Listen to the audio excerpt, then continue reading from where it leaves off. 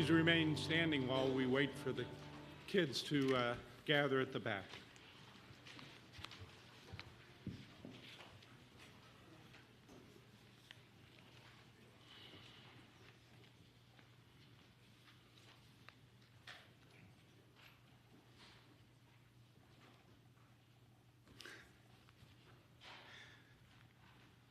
Please join me in sending our children with God's blessing.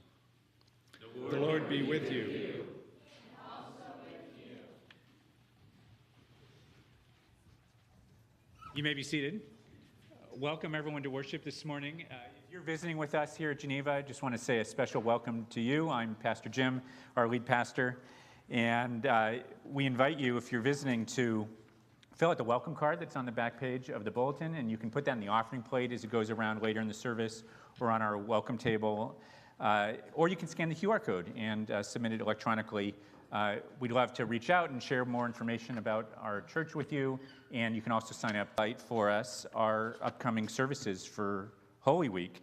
And wanted to highlight one change in particular is we're starting something new this year, trying something new, which is our first Maundy Thursday communion service.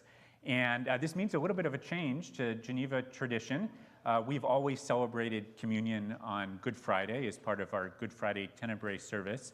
But now with our building and your tradition of the church, which means that the table will be stripped at the end. For those of you who've been at our Good Friday services, you remember we've usually begun with the stripping of the table and communion.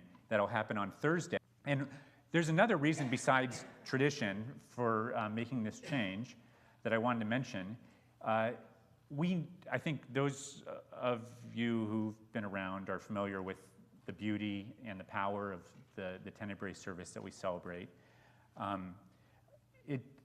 We wanted that to be open to visitors and be inviting our friends, even those who are outside the church, to experience that service and our reflection on the sacrifice of Jesus. And I think you know that service well enough to be really confident in making those invitations. And so I want to encourage you to do that.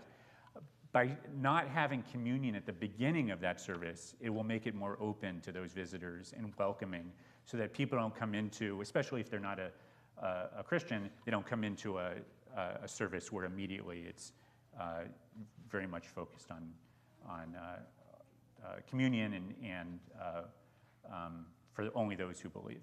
And so I want to encourage you to invite folks to all our services, but especially I think on Good Friday and Easter, it's a great opportunity for us.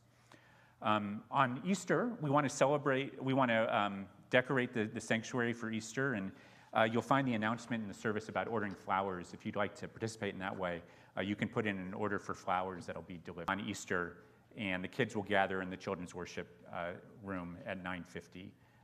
And they'll be processing in again as we celebrate the resurrection of Jesus. So lots of wonderful opportunities for worship coming up. Check out all of them on